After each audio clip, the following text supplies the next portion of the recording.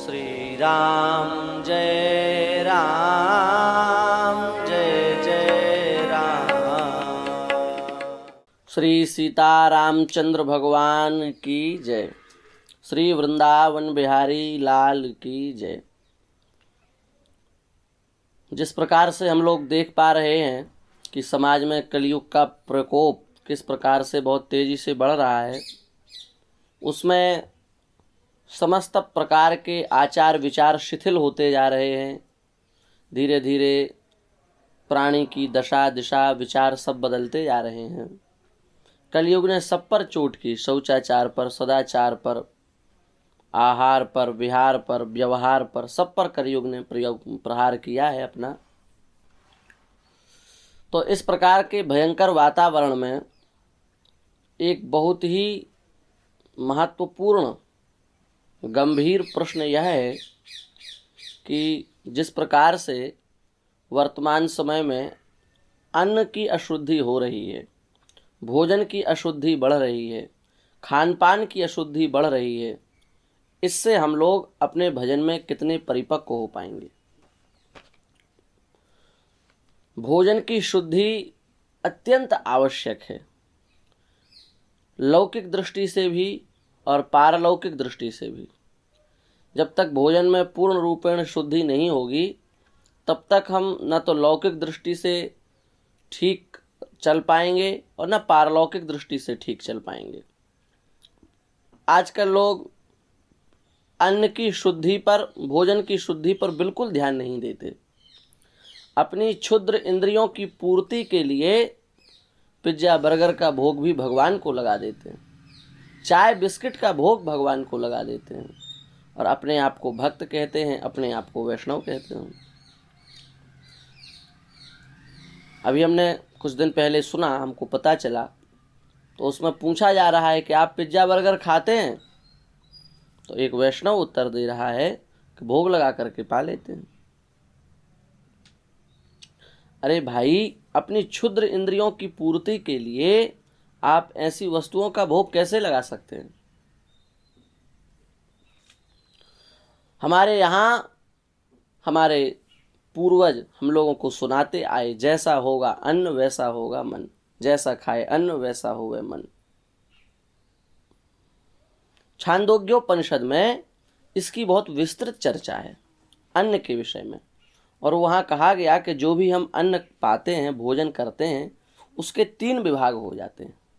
बहुत ध्यान से समझने योग्य बात है। वो कहते हैं अन्नम अशितम त्रेधा विधीयते। जो हम लोग अन्न खाते हैं उसके 3 विभाग होते हैं उपनिषद में। तस्य यह स्थविष्ठो धातु तत्पुरुषम भवति। उसका जो सबसे स्थूल अंश होता है उसी को हम लोग मल कहते हैं, वो मल के रूप में परिणत हो जाता है। और उसका जो मध्यम अंश होता है, रसात्मक जो अंश होता है, उससे रक्त का, मांस का, वीर्य का इत्यादि का निर्माण होता है। यो मध्यमः तन्मांसम। जो उसका मध्यम परिणाम है उससे मांसादि की रचना होती है। और यो अनिष्ठः, जो अन्न का अत्यंत सूक्ष्म भाग होता है, जिसको हम लोग इन चर्म चक्षुओं से देख ही नहीं सकते, तन मनः, वही सूक्ष्म भाग मन का आकार लेता है। यदि हमने दूषित अन्न खाया, दूषित भोजन किया, अशुद्ध आहार किया, तो उसका मन पर कितना गहरा प्रभाव होगा, इसका हमको चिंतन करना पड़ेगा।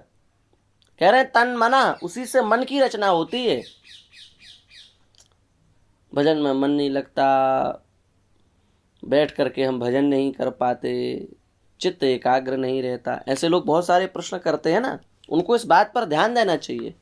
हमारा आहार कैसा है, हम कहाँ खा रहे हैं, क्या खा रहे हैं, किसके द्वारा बनाया हुआ खा रहे हैं, किन वस्तुओं से बना हुआ खा रहे हैं। हम तो इस पर विचार ही नहीं करते और अपने को भक्तराज घोषित कर देते हैं। अरे हम तो पिज्जा का भोग लगा के पिज्जा खा लेते हैं, चाय का भोग लगा के चाय पी लेते हैं, बिस्किट का भोग लगा के बिस्किट खा लेते हैं। आपकी मीराबाई जैसी स्थिति थोड़े है कि हम जो कुछ भी गिरधार लाल का प्रसाद मान के, फिर तो वो विष भी पी गई थी। हम आप भोग लगा देते हैं धतूरे का, पालो उसको।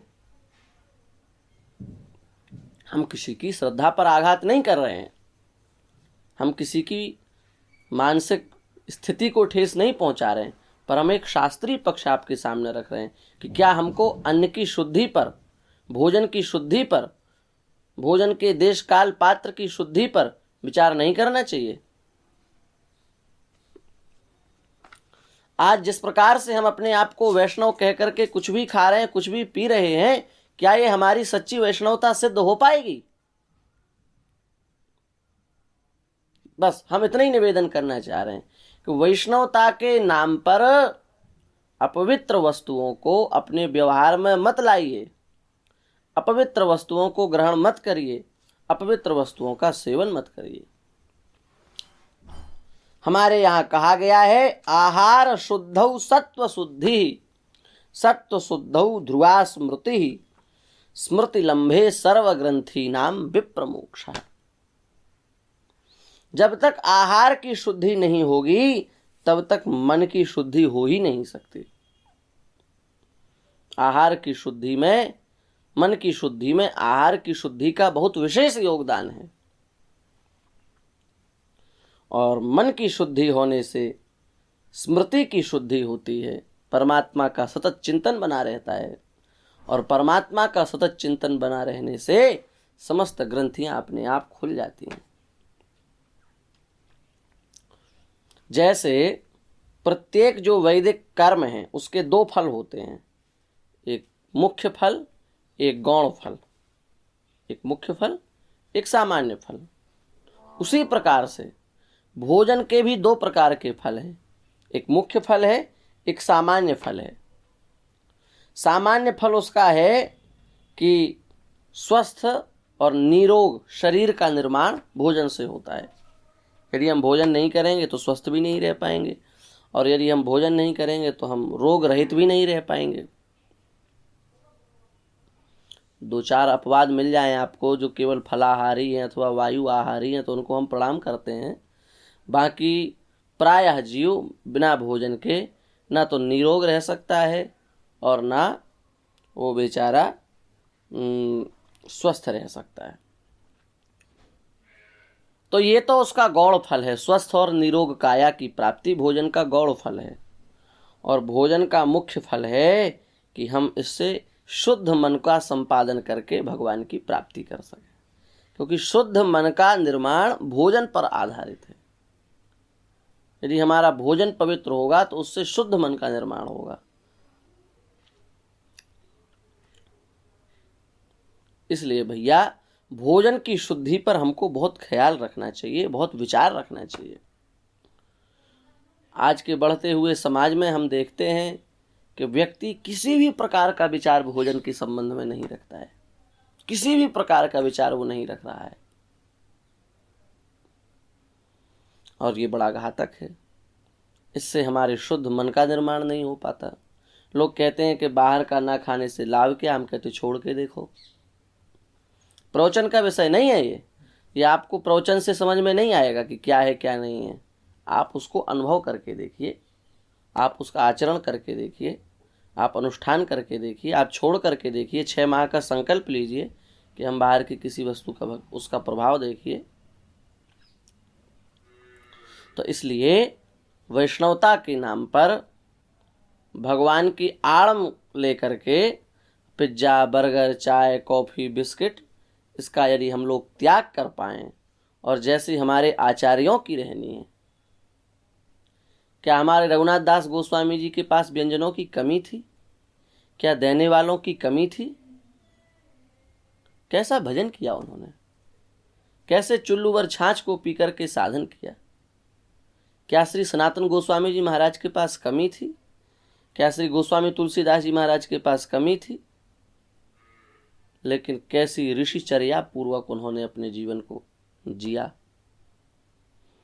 आर्ष जो ऋषि मुनि की शास्त्रों की जो परंपरा है उसके अनुसार अपने जीवन को बनाया। अष्टौ ग्रासा मुनेर भक्ष्या, मुनि को 8 ग्रास खाने चाहिए, 32 ग्रास गृहस्थ को खाने चाहिए।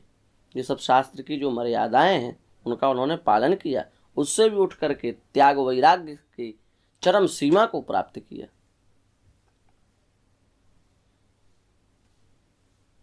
जिन भोगों की, भगवान की आड़ लेकर के हम जिन भोगों की ओर बढ़ रहे हैं, करमैती बाई ने उन भोगों को ठुकरा करके और विरक्त होकर के, विरक्त भाव से भगवान का आश्रय लिया।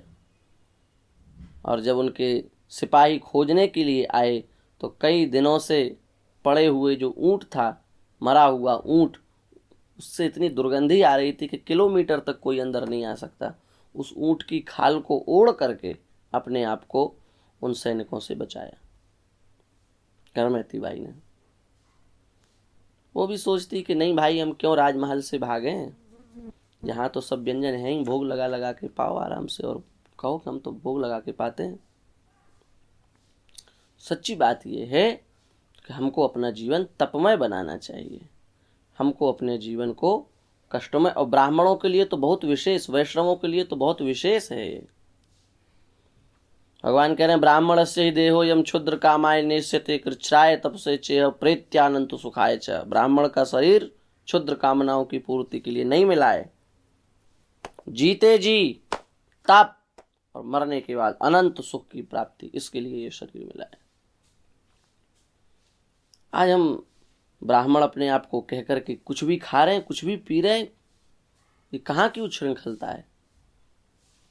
इसलिए हम बहुत सावधान रहें, अन्न की शुद्धि पर ध्यान दें, और इसी विषय को दृष्टिगत रखते हुए, इस गंभीरता को दृष्टिगत रखते हुए हमने ऐसा विचार किया है कि आगे के 1-2 भाग में हम आपका ध्यान उधर ले जाएंगे जिधर आपका ध्यान आज तक गया ही नहीं होगा, कि भोजन में इतने प्रकार के दोष होते हैं और इतने प्रकार के दोषों से मुक्त भोजन को हमें करना चाहिए। वो कौन कौन से दोष भोजन में हो सकते हैं, उन बिंदुओं पर चर्चा हम कल से प्रारंभ करेंगे। तब आपको समझ में आएगा कि इतना गहरा चिंतन भी हमारे शास्त्रों का, ऋषि मुनियों का भोजन के विषय में। श्री सीता रामचंद्र भगवान की जय।